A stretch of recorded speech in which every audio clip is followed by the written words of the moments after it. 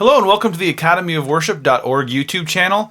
My name is Chris, and in this video we're going to be talking about something that I think people have some questions about, or they maybe don't understand fully, and something that honestly in the worship community isn't really taken advantage of. Sometimes for practical reasons, but sometimes just because people don't want to take the time to do it.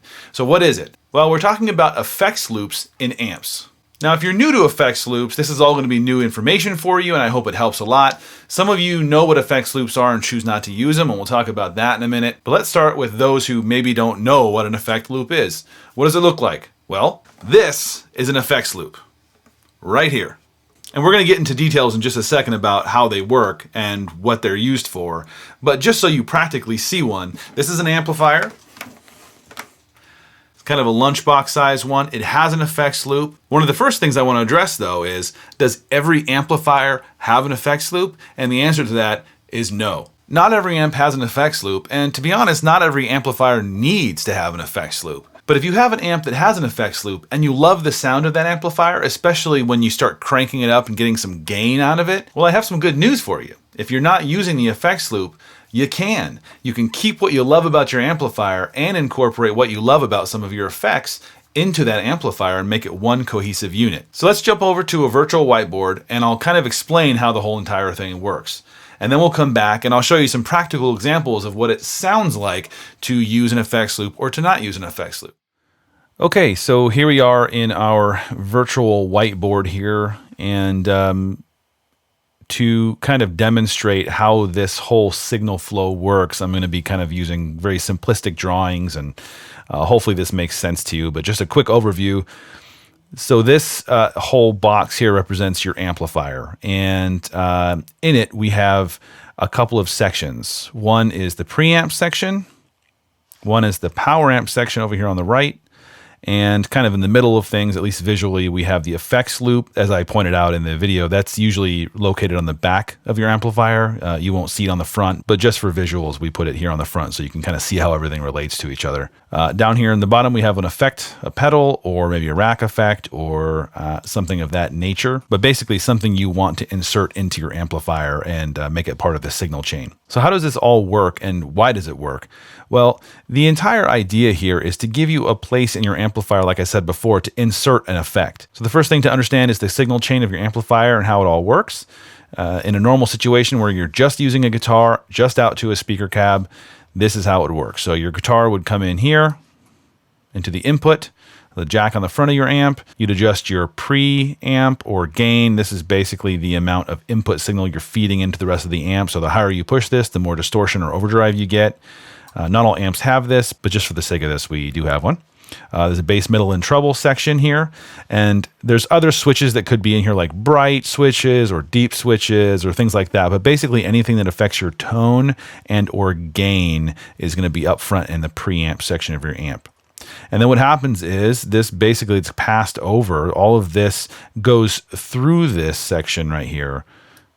So you can kind of imagine it kind of just passing through. It's ignoring this right now because nothing's plugged into it. And that goes over here into your power amp section, which is basically your master volume if you have one, your speaker outs. There's a couple of things that could be on here that affect the power amp section. Maybe you have a wattage selection or something like that, but that'd be located over in this section. But essentially that's your signal flow. But then out of the speaker outs, you would go into a speaker cab or something like that if you have a load box or something that you're using.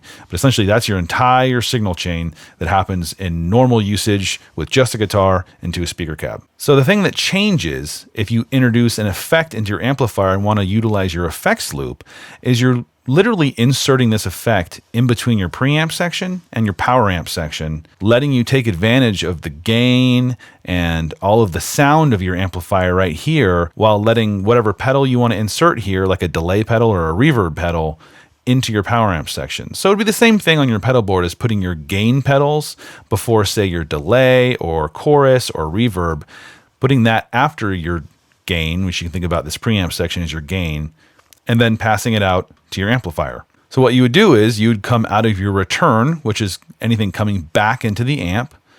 You would come out of your output into the return, and you would take this send, because that's what the preamp is sending out. Normally it would just send it to your power amp section, but in this case we want it to send it out to the effect pedal. So in this case, your signal would go, of course, in the input. It would pass through this. It would then hit your effects loop, which then is saying, oh, I got to send this out first. So it sends it out here to your pedal. Your pedal, of course, sends it back out. So it creates a loop right here, which is where the name comes from, effects loop. It creates a loop. And then once this loop is completed, it sends it back out here to your power amp section, out to your speakers. That's pretty much how this whole thing works. Hope that makes sense. Okay, so now that you've seen what it looks like and how an effects loop affects your amp and where it fits in your amplifier and why it does what it does. So now let's use our ears to listen to what it sounds like to use an effects loop or to not use an effects loop. Now I'll be honest, the majority of what we're going to be talking about is using an amplifier that has some gain on it.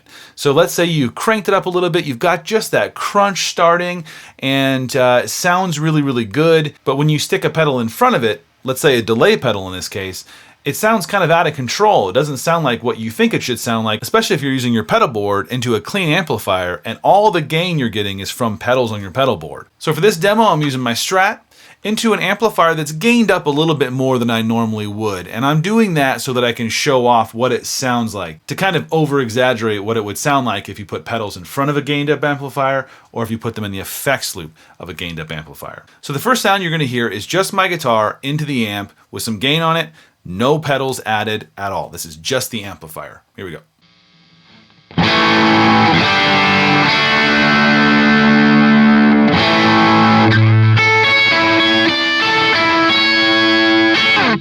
Now I'm going to add some delay. At first, you're going to hear it in the effects loop, and then we're going to put it in front of the amp without changing any settings whatsoever. I won't change any settings on the delay, and I won't change any settings on the amplifier itself, and you'll hear how drastic the change is. So let's hear what it sounds like in the effects loop. Now this means that the preamplifier is doing its thing, it's gaining up my guitar, it gets that sound that you just heard, it's being delayed, and then you're hearing it come out of the speaker cab. Let's check it out. So that's pretty clean. The delays were distinct. They didn't get in the way. They didn't sound like they were overlapping on each other and getting too crazy. Now what happens if we put the delay in front of the amplifier, meaning we're taking it out of the effects loop and just putting our guitar into the delay pedal is going into the input of the amp, and everything else on the amp is staying exactly the same. That's all we're changing, is where it is in the chain of the amplifier. You can think of it like this. The delay is now being distorted by the preamp, whereas before it was the preamp distortion being delayed. So here we go. This is what it sounds like.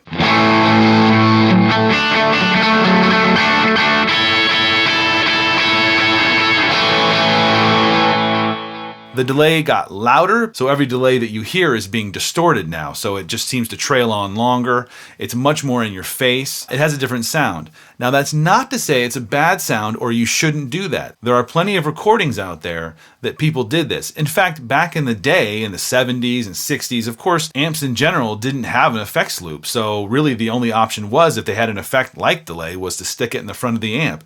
And a lot of famous recordings were made using that sound. So I'm not doing this to demonstrate how not to do something or how to do something. It's simply what it sounds like when you do it. So if you like that sound and the song you're playing maybe needs that, maybe you're recording and you just need a specific, really over-the-top, delayed-out sound that just seems to eat itself and explode and wants to go crazy, well, sometimes a really gained-up amp with a delay in front of it is just what the doctor ordered. But in most cases, in worship, you're probably not going to want that all the time. And let's be honest, when you're in worship or you're leading worship, you're not going to have time to swap things in and out. So unless you have two delay pedals in two different places on your amplifier, one for in front and one for in the effects loop, then it's kind of impractical to think of it as a do it one way and then another for different songs. Now, of course, delay is not the only thing you can do this with.